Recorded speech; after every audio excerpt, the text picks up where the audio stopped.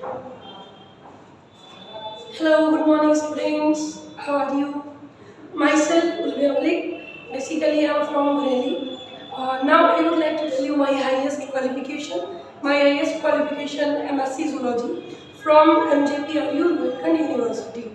And I have 3 year experience of biology for NEET.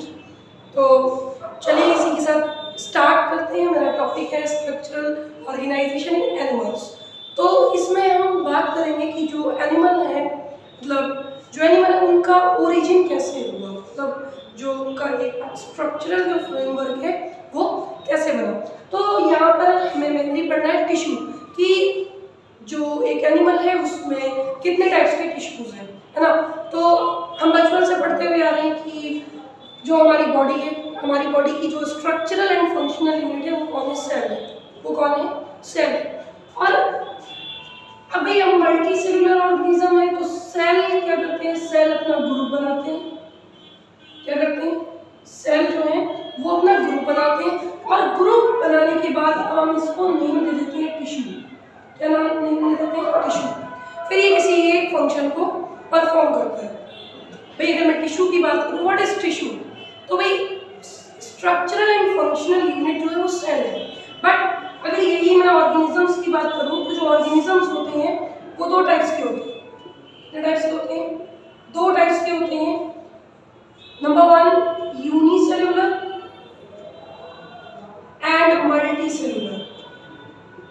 भाई यही तो हम पढ़ते हैं, यूनिसेल्युलर एंड मल्टी सेल्युलर। भाई यूनिसेल्युलर मींस इनके पास ओनली 1 सेल है।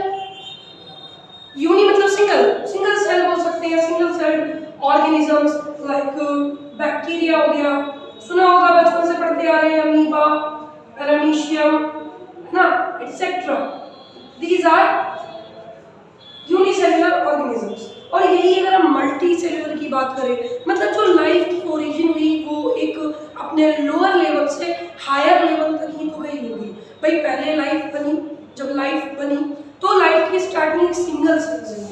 लाइफ की स्टार्टिंग एक सिंगल सेल से हुई। तो पहले भाई यूनिसेल्युलर ऑर्गेनिज्म है, फिर उसके बाद ही तो टिश्यू लेवल हुआ होगा, फिर ऑर्गन लेवल हुआ होगा, फिर ऑर्गन सिस्टम लेवल हुआ होगा, तब हम पहुंचे मल्टी सेल्युलर। मतलब मल्टी सेल्युलर के पास more than number of billion cells present है। Number of billion cells present है बॉडी में। अब यहाँ पर जब ज्यादा सेल है भाई, अगर हम एक स्कूल को ही ले लें तो एक स्कूल में पहले 4 बच्चे थे तो इतना प्रॉब्लम नहीं था, 4 स्टूडेंट में। अब भाई ज्यादा बच्चे हो गए, लगभग 100 के आसपास, तो क्या करना पड़ेगा? तो भाई इनको एक साथ तो रख नहीं सकते क्योंकि बहुत ज्यादा डिस्टर्बेंस क्रिएट होगा। तो हम क्या करेंगे भाई? क्लासेस बना देते हैं। क्या करते हैं? क्लासेस बना देते हैं। फिर हम इसमें क्या करेंगे? स्टूडेंट्स को अलग अलग रख देंगे, उनके फंक्शन के अकॉर्डिंग उनको अलग अलग रख देंगे। फर्स्ट क्लास आपका अलग होता है, सेकंड अलग होता है। फर्स्ट में फर्स्ट क्लास के ही बच्चे बैठेंगे, है ना, सेकंड में सेकंड क्लास के ही बैठेंगे। फिर अभी ये ग्रुप बना, इसी ग्रुप को हम क्या नाम दे रहे हैं? इस ग्रुप को नाम दे रहे हैं टिश्यू। क्या नाम दे रहे हैं? टिश्यू नाम दे रहे हैं।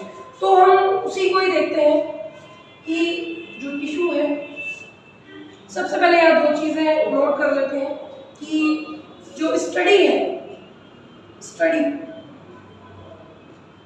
Study of tissue is called histology. Study of tissue is called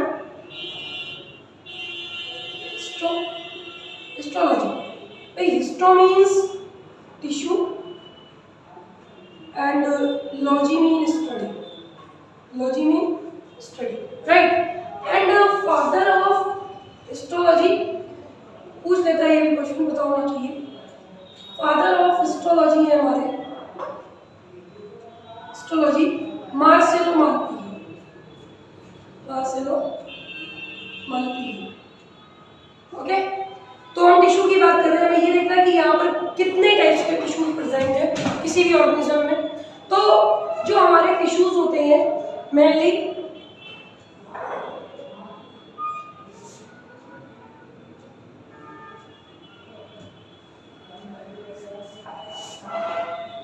number 1 epithelial tissue. Number one, epithelial tissue, and number two, connective tissue. Number two, connective tissue, and muscular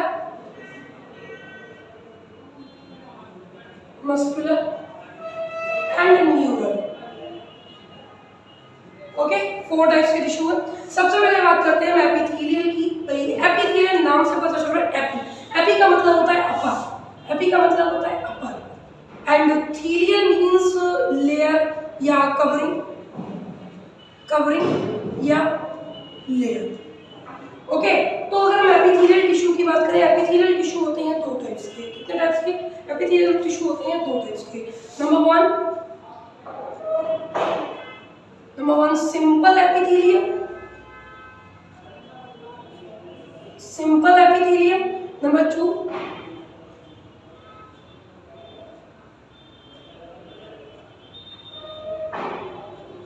compound. Simple epithelium मतलब ये बनेगी आपकी single layer of cells है। यहां मिलेगी आपको single layer of sales, ठीक। और कंपाउंड में आपको मिलेंगी मोर देन मतलब अगर हम एपिथेलियल टिश्यू की बात करें तो एपिथेलियल टिश्यू जो है वो प्रोवाइडिंग अ कवरिंग और a lining for a body parts, ठीक।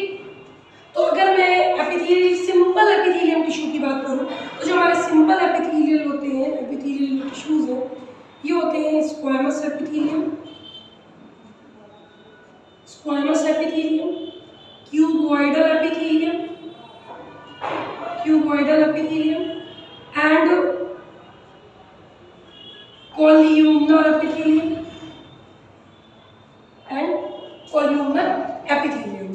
अब यहाँ पर कुछ स्पेशल केसेस हैं। स्पेशल केस क्या है?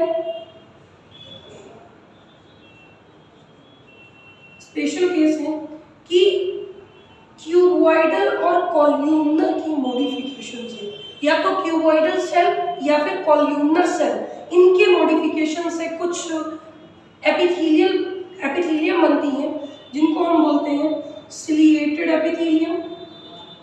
सिलिएटेड मतलब जब कॉल्यूमनर या फिर क्यूबॉइडल जो सेल हैं इनके फ्री सरफेस पे सिलिया, तो उनको हम बोलेंगे ciliated epithelium. And glandular epithelium. Glandular मतलब जब सेल अपना सिक्रीशन करने लगे तब हम उसको बोलते हैं ग्लैंड्यूलर एपिथेलियम, मतलब तब वहां से आपकी ग्लैंड बनना स्टार्ट होगी। क्योंकि जब सेल अपना सिक्रीशन करने लगे, ओके, जब सेल अपना सिक्रीशन करने लगे तो ये ग्लैंड्यूलर जो एपिथेलियम है ये भी किसके मॉडिफिकेशन से बनेगी? या तो क्यूबॉइडल एपिथेलियम या फिर कॉल्यूमनर एपिथेलियम। ओके, और एक और होती है स्यूडो स्ट्रेटिफाइड एपिथेलियम।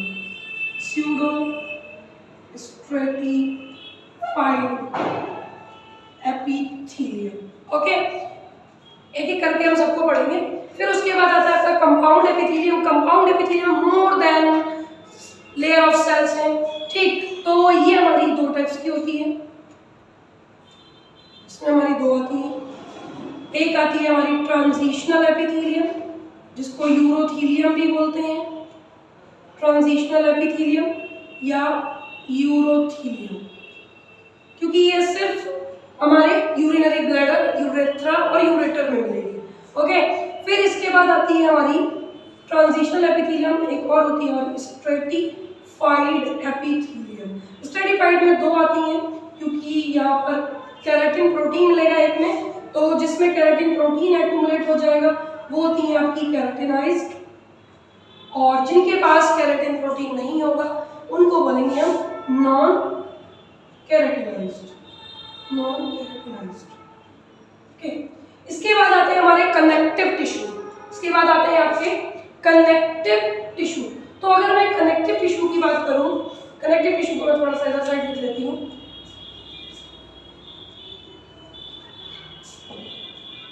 अगर मैं कनेक्टिव टिश्यू की बात करूं सेकंड, तो जो आपने कनेक्टिव टिश्यू के नाम से पता चल रहा है कि कनेक्ट करने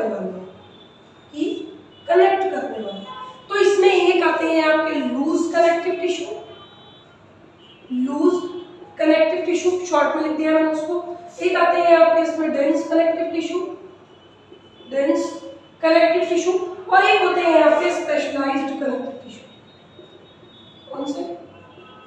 स्पेशलाइज्ड कनेक्टिव टिश्यू। क्लियर? अगर मैं लूज कनेक्टिव टिश्यू की बात करूं तो लूज, देखिए नाम से पता चल रहा है कि लूज मतलब लूजली अरेंज है कोई ना कोई चीज। तो लूज कनेक्टिव टिश्यू में क्या होगा? लूज कनेक्टिव टिश्यू में more matrix and less fibre, more matrix and less fibres. Clear?